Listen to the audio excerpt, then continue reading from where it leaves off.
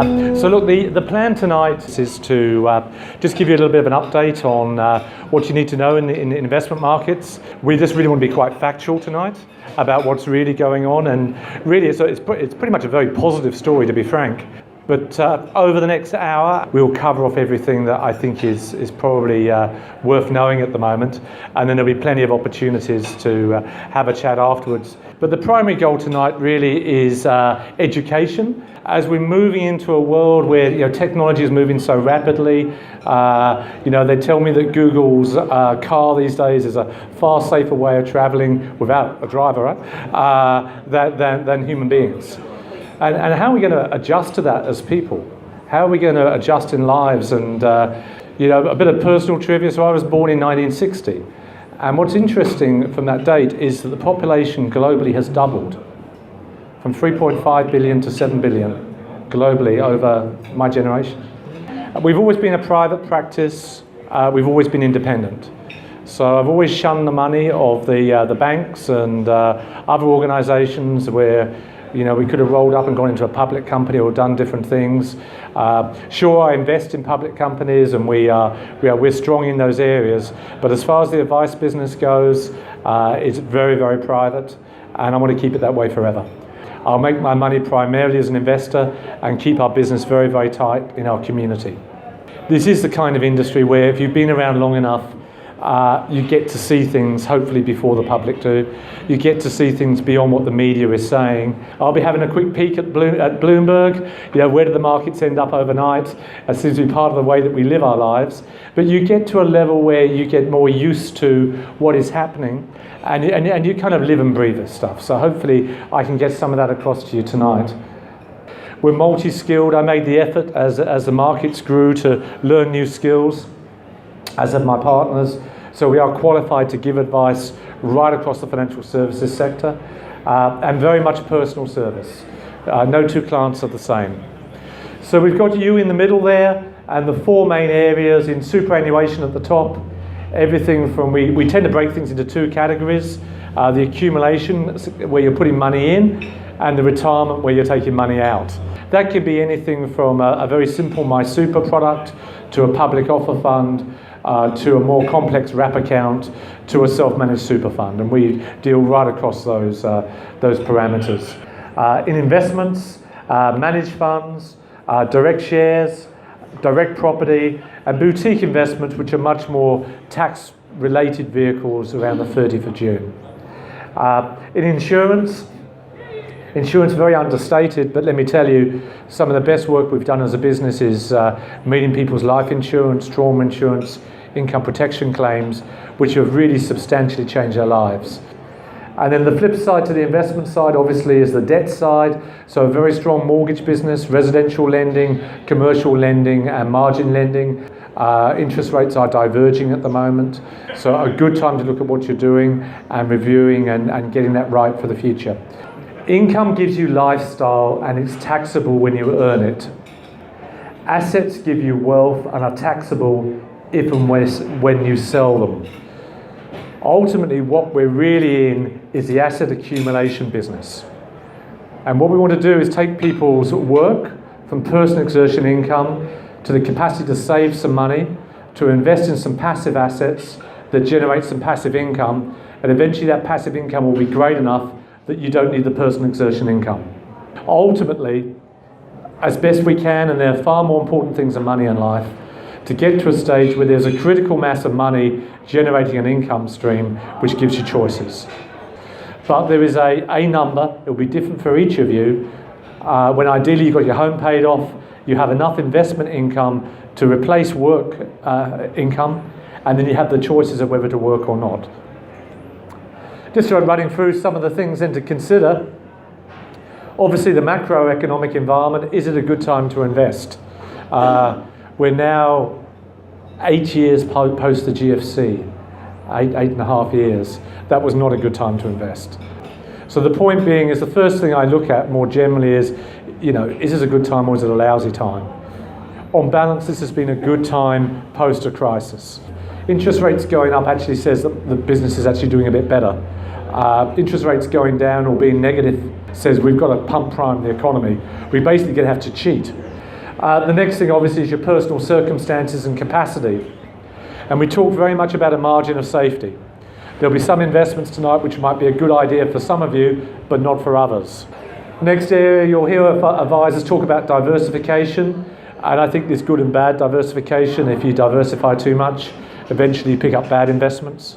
The kind of things to think about, first of all, what is the carve up between how much do you have internationally, how much do you have domestically? It's a bit more complex than that because some of our domestically listed companies, the Macquaries, the QBEs as examples, the flight centres no less, earn a lot of their money overseas. So there are different ways of looking at that. We'll talk a little bit later about property.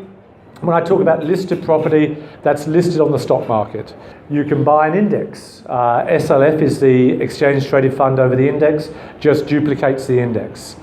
You can invest in residential property, which we'll speak at in more detail.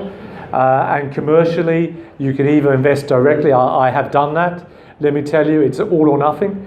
But generally a better yield on commercial than you'll get on residential there. Bonds are tricky at the moment. Bonds are fixed interest investments which, if you hold them to maturity, will pay you a certain yield every year and then pay your capital back at a later period of time. With interest rates that have been very, very low, bonds have reflected that. So bonds more generally have been tricky. What you don't want, if you're getting a high return on a bond, ask yourself what is the actual asset. There's a big difference between Australian government bond, AAA guaranteed at the moment anyway, and going down to, dare I say, a third-rate investment company might be paying a 7-8% yield. You might not get your yield, you might lose your 100% as well. So the question is that worth doing, or would you rather own the asset? Something else to consider, and we're about 50-50 on this. Do we buy the shares directly and manage them ourselves? Do we have a fund manager managing them on our behalf? But the issue is, do you use a fund manager? And if you do, you probably want them doing something you can't do yourself. Which brings me to the next point. We talk about a couple of Greek words, alpha and beta. Beta is just the natural return of a market. So if the Sydney property market, and you can all tell me it went up 15.8% to the end of February, that would be the beta of the market for the year. Now, whether your property did better or worse would be the alpha. So the question you've got to ask yourself is, you can get the beta of a market by using an index fund, exchange traded fund. It's a machine, it will just duplicate an index. Or you can try and get some alpha by having something more specific, whether that's you holding a property directly yourself, or whether you're owning some shares directly or a fund manager doing it. And that's what I wrestle with every day when we're doing our model portfolios. And hopefully we can get you a little bit of alpha by picking those patterns rather than just being the same as everybody else. Our advice process, getting started, we've got to sit down with you. I really like to get a really good, if I could say, bone-on-bone conversation. We really get to understand what you really want to achieve, establish your circumstances, your needs and objectives. I'm very much an ongoing personal advice program. We live here, we walk past you in the Corso all day. We are community. We are here for the long term, and that's how we do things. When I started 27 years ago, it was very, very different. Everything was paper-based. Now more and more, a website's crucial. Good apps where you can see things on your mobile phone are crucial. And we're having to adapt as everybody else does to that. I do like to see people face to face. There's nothing like that sort of face-to-face, eye-to-eye contact.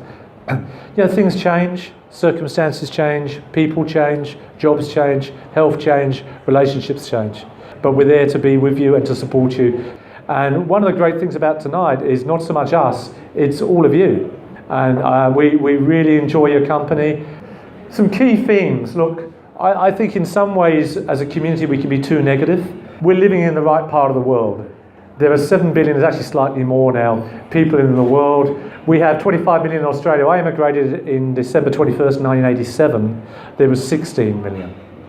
So you can see how that's growing. I think sometimes we can be down on ourselves, and we need to think we are some of the luckiest people in the world. And when you think about investments, both shares and property, and you look at it from a global point of view, you've got 7 billion people all at different stages of coming into middle class, particularly in China and India. Why wouldn't you invest in Australia if you were allowed to? So Australia, 26 years of uninterrupted growth. We just knocked off the Dutch as the longest consecutive growth of 26 years since the recession we had to have back in the Keating era. We are living in the best of times. Not many communities are in a position to say that. It is the fourth largest pool of superannuation globally, behind the US, the UK and Japan, but the highest per person. We are the second wealthiest country in the world after Switzerland. We have a very high individual property ownership supported by the tax-free status of principal places of residence. Manly is not Sydney, Sydney is not New South Wales, New South Wales is not Australia. And if we were able to, we'd have a very different interest rate policy for the Sydney CBD than we would for Tasmania, as an example. Changes in life-work balance. And I don't know if you heard the leader of the Greens talking yesterday about maybe a 4-day week or maybe going down to 25 hours. Those of us in business, and I say to the group internally, I don't want you in the office 5 days a week. Your computer works just fine at home. What they do need to do is to have a very high level of skill that you value to have something sensible to say to you. So we need again to adjust to changes in life-work balance, and we're working longer in many cases. We have plenty of clients still working in their 80s because they choose to. From west to east, so we're seeing now, China now much more important to us than the US. So Asia now is the global growth engine. If you want to know how your shares are going to go up in value, it's primarily going to be what are they buying off us and what margin can we make out of them. Europe's still in decline. And that's the reality, is that all this efficiency is going to mean, well, what are these people going to do for a living? An aging population, a tax system which is really, a lot of the pensions are guaranteed for life. The Greeks were sitting around getting their pensions at 55, 60, and these things aren't sustainable. So these are factors that we've got to be aware of. So the new Asian middle class is going to underpin our growth. And I can tell you India is coming up fast. Education, tourism and finance being three major areas.